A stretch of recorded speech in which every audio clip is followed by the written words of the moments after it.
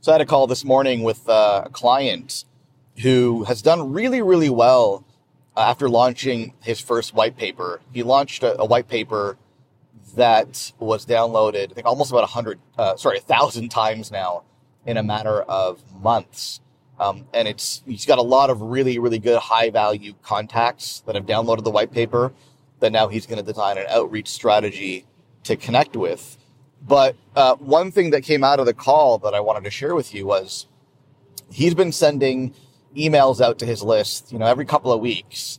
And initially, he's got really high open rates on his emails, about 40%, which he was saying, my open rate dropped down to 40%. But I had to reassure him that's still really, really, really good, especially for a list like his, which is not small by any means. He operates in kind of a really, really tight niche. So 1,000 subscribers is quite a bit. But what he was saying was that initially his call to action in the emails was, hey, get a free consultation. You have questions, you got concerns, or if you're struggling with something, here's a free consultation. We'll get on the phone for an hour. We'll talk about blah, blah, blah, blah. And nobody was biting.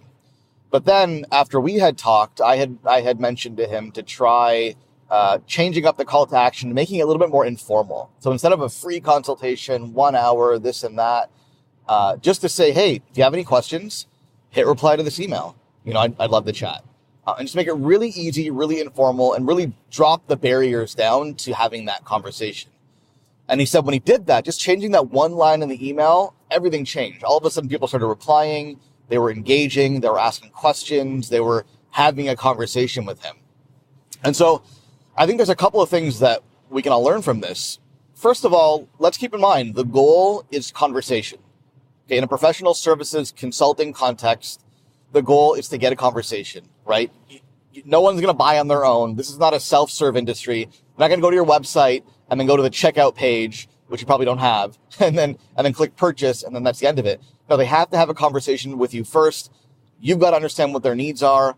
They've got to see that you're the expert that they need, and then maybe that'll lead to a sale. So the goal is conversation. That's the first thing. The second thing is we sometimes think that the more that we can offer in a conversation, then the more likely people will respond to it. So that's why we do things like consultations, strategy sessions, breakthrough sessions. We say, look, I'm going to give you all of this value for free. And then we expect people to just kind of jump on it. But the problem is that although there's a lot of value in that consultation, it's also a big commitment. And most people are not going to be ready to take that commitment yet. So by making that offer, you think you're putting so much value on the table and they'd be crazy not to take you up on it, which maybe is true. But at the same time, they're seeing a massive commitment. I got to spend 60 minutes talking to you. You're going to ask me all kinds of questions. And look, I don't really know if it's worth it. I don't know if you can help me. I don't know if we're there yet, right? I mean, you're asking me out on a date and it's like we just met. We haven't really talked before. So that's where a more casual call to action can be really valuable, where you can get people to engage in a conversation, even if it's just on email or on LinkedIn at first, before committing to more of a higher commitment exchange. So one of the ways that I do this is I do it on email and LinkedIn. So when people join my email list, or they sign up for my free lead generation course, or I connect with them on LinkedIn, or they connect with me on LinkedIn, I try to get them into a conversation right there on that platform, on that medium, email or LinkedIn.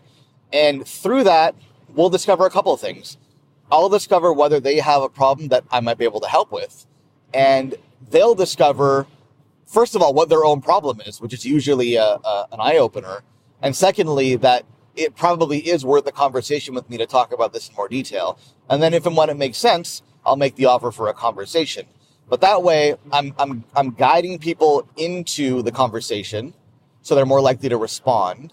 I'm also qualifying people. So if I don't think that it's going to be worth my time or theirs, frankly, then I won't even ask for the conversation. So a couple of takeaways there. First of all, always prioritize conversations. You want to get people on the phone or into a meeting as much as possible. That's where deals happen. Okay. Second of all, make it easy to get into the conversation. Don't put up all these walls, and make it such a high commitment to talk to you. Make it easy to talk to you.